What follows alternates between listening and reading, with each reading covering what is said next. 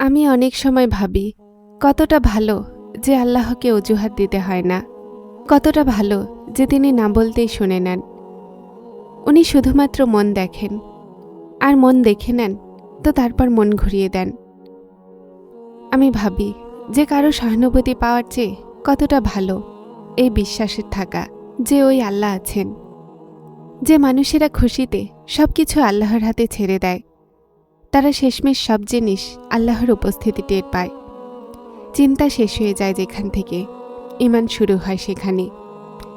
এখন তোমার মনে হচ্ছে হয়তো যে কোনো জিনিসই তোমাকে খুশি করতে পারবে না, যেন আর কখনোই জীবনের দিকে দ্বিতীয়বার ফিরে আসবে না।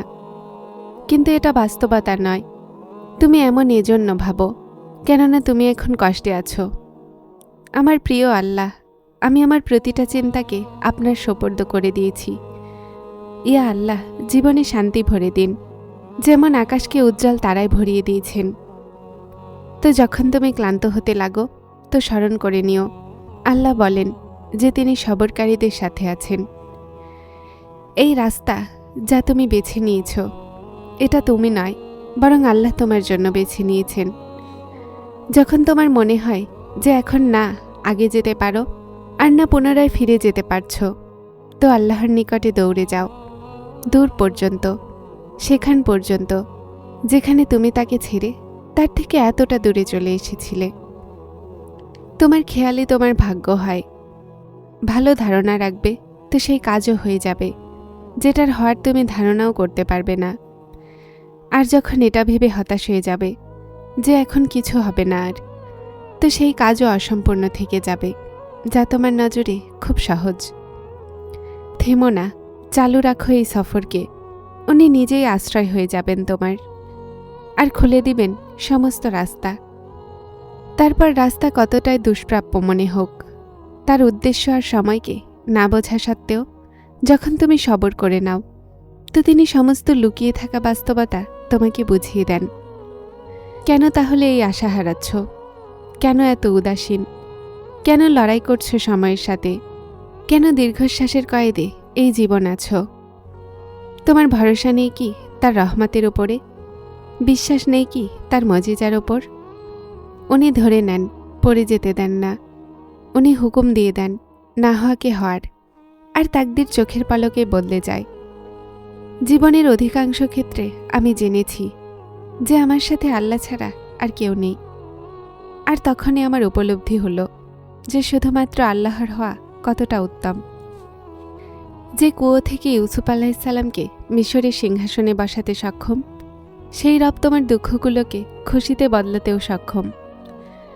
আমাদেরকে আল্লাহ ভাঙেন না, তিনি তো রহমান। আমাদেরকে আমাদের আশাগুলো ভেঙে দেয় আর হতাশ করে, যা আমরা আল্লাহ ছাড়া ক্ষণস্থায়ী দুনিয়া, মানুষ আর জিনিসের সাথে জুড়ে নেই। আল্লাহর প্রতিটা সিদ্ধান্তে প্রশান্ত থাকুন, কেননা আল্লাহ সেটা দেন না যা আপনার ভালো লাগে, বরং আল্লাহ সেটা দেন যা আপনার জন্য ভালো হয়। শুধুমাত্র নিশ্চিন্ত হয়ে যাও, আর সেই কথায় কর্ণপাত করো না যেই কথার ইলম আল্লাহ ছাড়া আর কারো নেই।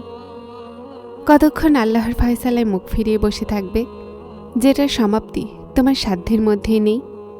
সেটাকে তুমি জোর করেও বদলাতে পারবে না। আল্লাহর সাথে মানুষের শুধুমাত্র ইবাদতের সম্পর্ক নয়, বরং সর্বপ্রথম সম্পর্ক আল্লাহর আর মানুষের মধ্যে কায়েম হয়েছিল, তা হলো ভালোবাসার। আর ভালোবাসার থাকবে, আর ভালোবাসারই ছিল। মানুষের এই বিশ্বাস যে আল্লাহ আমাকে ভালোবাসে, আর আল্লাহর এই বিশ্বাস যে আমার বান্দার ঈমান রাখবে আমার ওপরে। আমরা তো তার ওপরে তেমনভাবে ঈমান রাখতে পারিনি, কিন্তু তার ভালোবাসায় আমাদের বিন্দুমাত্র কমতি নেই। উনি অনেক নফরমানের মধ্যেও আমাদেরকে শোনেন, আমাদের দোয়াগুলো কবুল করেন, আমাদের কষ্টকে বোঝেন। আর জানো বিশ্বাস কি? যখন তিনি অপেক্ষা করতে বলেন তো অপেক্ষা করা হোক। যখন তিনি কোনো জিনিসের থেকে দূরে থাকতে বলেন তো দূরে থাকা হয়।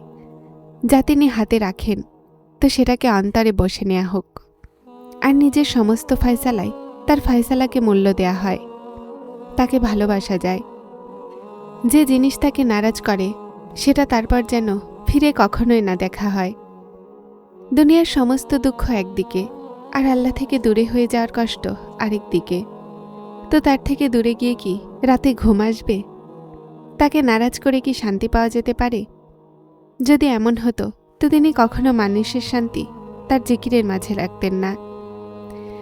যদি এমন হতো তো তিনি কখনো সিজদা বানাতেন না। যদি এমন হতো তো মনুষ্য সত্তা কখনোই আল্লাহ ছাড়া এতটা মূল্যহীন আর শূন্য হতো না। তারপর আমি বুঝতে পারি যে আল্লাহ তাআলা আমার ডাক শোনেন আর কোনো না কোনো উসিলার মাধ্যমে আমাকে জবাবও দেন।